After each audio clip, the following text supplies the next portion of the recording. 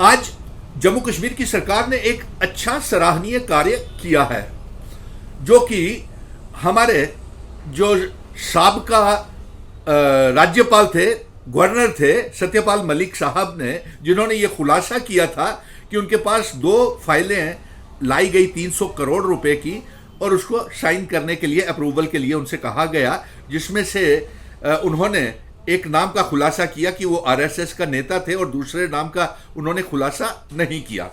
लेकिन चलिए, खुदा खुदा करते कुफ्र तो टूटा। आज हमारे जम्मू कश्मीर की इंतजामिया ने, एलजी साहब की इंतजामिया ने अच्छा सराहनीय कार्य किया है। और सत्यपाल मलिक साहब, आप चाहते तो उस समय जो आप कह रहे थे कि आपका एक सेक्रेटरी आईएएस ऑफिसर ही होगा जो वो फाइलें लेके आया था, तो उस समय आपने उस आईएएस ऑफिसर को क्यों गिरफ्तार नहीं करवाया? आपके पास पुलिस थी, आपके पास सेना थी, सारा अमला था और आपकी हुकूमत थी, आपने उसको गिरफ्तार क्यों नहीं करवाया? ये सवालिया फिक्रा बनता है। और उस समय आपने बड़े अनकॉन्स्टिट्यूशनल, गैर संविधानिक कार्य किए हैं। जैसे उस समय हमारे सारे विधायक, एमएलए, तमाम राजनीतिक दलों को इकट्ठे होकर के आपको सरकार बनाने के लिए लेटर देने गए थे और समय मांगा, आपने समय नहीं दिया और अपनी फैक्स मशीन को भी बंद कर दिया और अनकॉन्स्टिट्यूशनल काम किया, गैर संविधानिक, और उस असेंबली को डिसॉल्व कर दिया। इसकी भी सीबीआई की इंक्वायरी होनी चाहिए।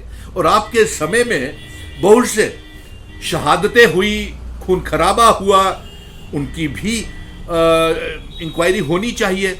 और साथ में आज 11 जगह के ऊपर हमारी इन्फोर्समेंट डायरेक्टरेट ने छापे मारे हैं हमारे साबका आईएएस ऑफिसर्स के घरों में। अच्छा सराहनीय कार्य है। और पत्रकार मित्र मुझसे मेरी प्रतिक्रिया जानने का प्रयास कर रहे थे और मेरा यही कहना है कि अगर एलजी इंतजामिया ने यह कदम उठाया है तो ये सराहनीय कदम है।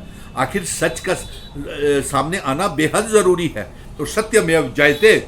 और मैं केंद्र सरकार से भी कहूँगा और अपने एलजी मनोज सिन्हा साहब से भी कहूँगा कि अगर आपने सीबीआई की इंक्वायरी की मांग की है तो इसका जल्द से जल्द खुलासा होना चाहिए। और उस समय जो हमारी रियासत को तोड़ा गया, फैक्स मशीन का बंद होना और असेंबली का डिसॉल्व होना, ये किसकी हिदायत के ऊपर किया गया था? इसकी भी सीबीआई इंक्वायरी होना बेहद ज़रूरी है। और अनकॉन्स्टिट्यूशनल बहुत से ऐसे काम हैं जो सत्यपाल मलिक साहब ने किए हैं और जम्मू कश्मीर की तबाही और बर्बादी में के वो भी जिम्मेदार